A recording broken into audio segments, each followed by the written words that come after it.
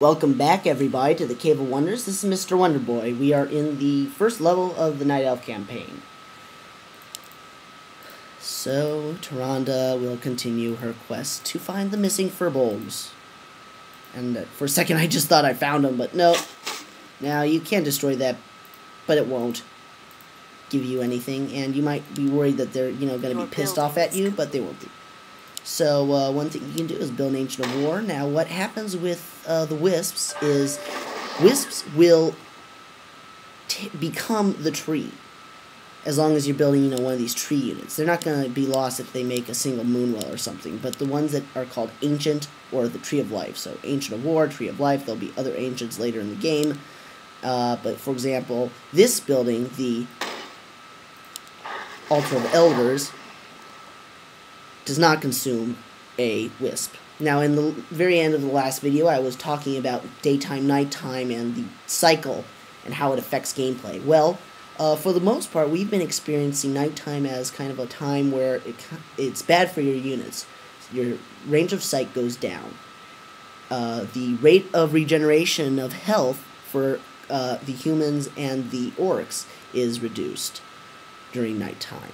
It's unaffected to, the undead are unaffected by time. So, actually, each different faction has their own little mechanics of regeneration.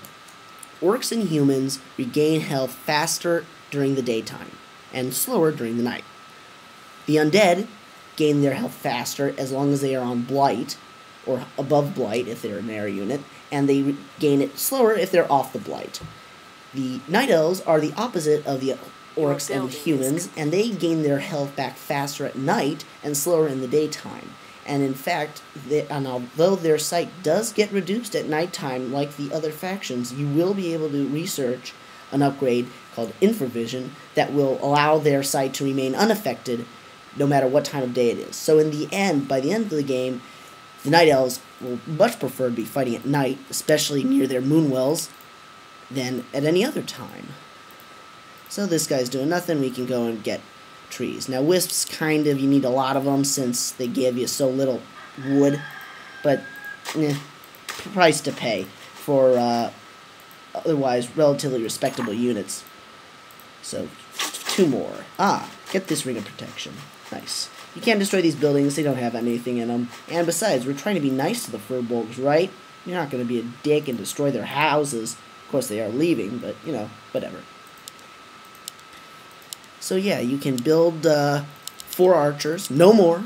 Don't build a 5th, because otherwise you will start the second half of this level. And yes, there is a second half. Here's some orcs.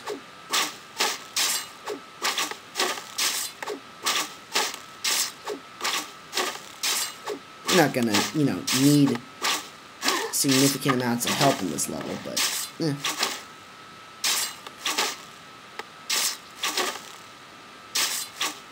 yeah, you can get these guys to come and help.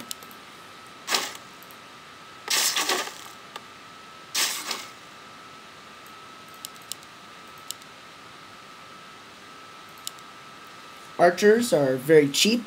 They cost almost as little as... They cost less than footmen, but they do have relatively weak attacks. But they are the only ranged basic units, so that's pretty good.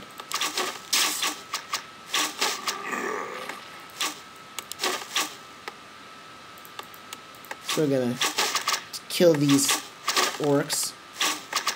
It's very interesting. The Night Elves in Warcraft 3, especially in the original Warcraft 3, very xenophobic, very militant. I'm not sure I like them that much. They're kind of assholes.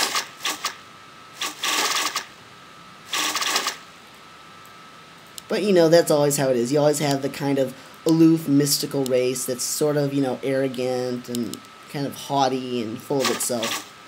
Oh well. So see, 4 out of 5. Don't build that 5th one. There's a little trigger that causes them. Apparently, attacking their base doesn't cause them to realize you're here. But as soon as that 5th archer pops out of this tree, they immediately know where you are and start to attack. And we really like to spend our time getting those furbolgs, because these guys aren't, hard to defeat or anything. Not at all. But you'll run out of time, actually. You'll actually end up defeating them before you have a chance to do anything else. So keep that in mind.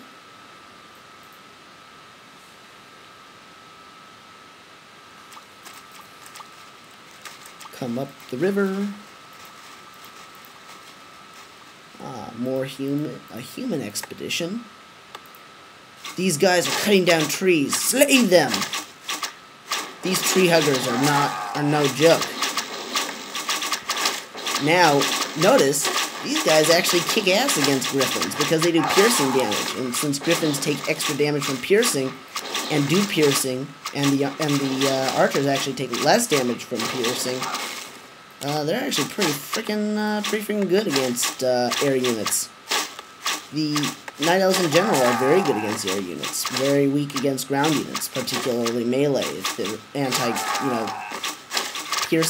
Footmen totally destroy archers for obvious reasons with their, defend and anti-range, anti-piercing damage.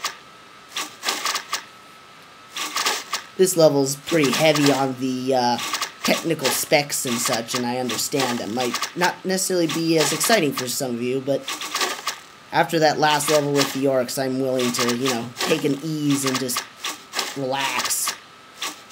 And, to the nice twang of pulled bowstrings.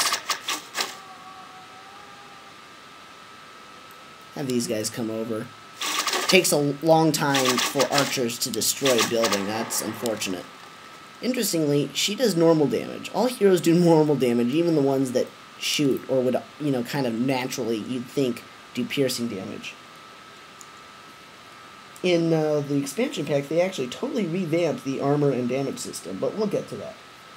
Trust me, after this game, there's no way I'm not going to do other Blizzard games. I pretty much am a huge Blizzard nerd, fanboy, and I'm sure all of you are waiting as anxiously, maybe not as anxiously as me, for StarCraft 2 and Diablo 3. StarCraft 2, for me, is more important. It's been longer. I need my StarCraft fix, but for now, Warcraft will suffice. This guy's captured some of these guys. Yeah, the scout ability is exactly 0 battle usefulness. But now we have True Shot Aura or Searing Arrows. True Shot Aura. True Shot Aura for obvious reasons. Hello, 3 more. Heyo. Sweet. So now we probably should only need 1 more group. I think the last group also has 3. So you can watch as she gains health. Not that fast, of course, but, a little bit. It's nice that all units can regenerate even a little bit.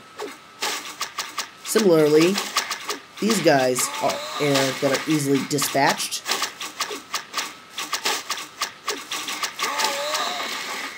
No problem. Oh! 1 left. 1 left.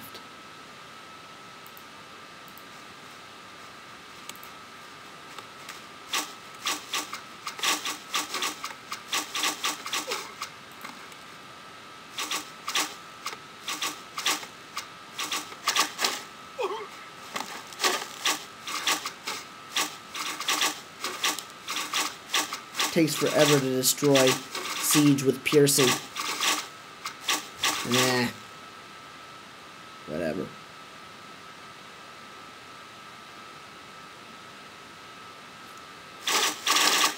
Bit of a slow level. Bear with me.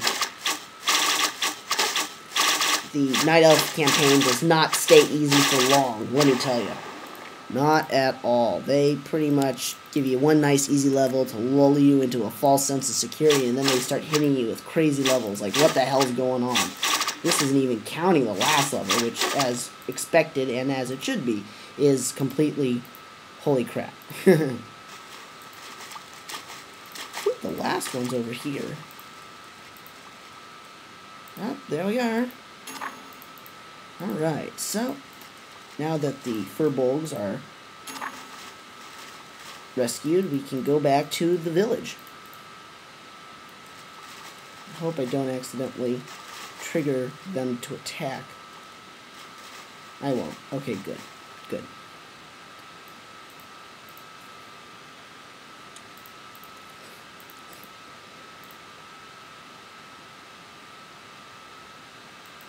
So it looks like on the next vid we will actually start fighting with these guys and see what these guys can do in real battle. We will see you next time on the Cave of Wonders. Have a good day.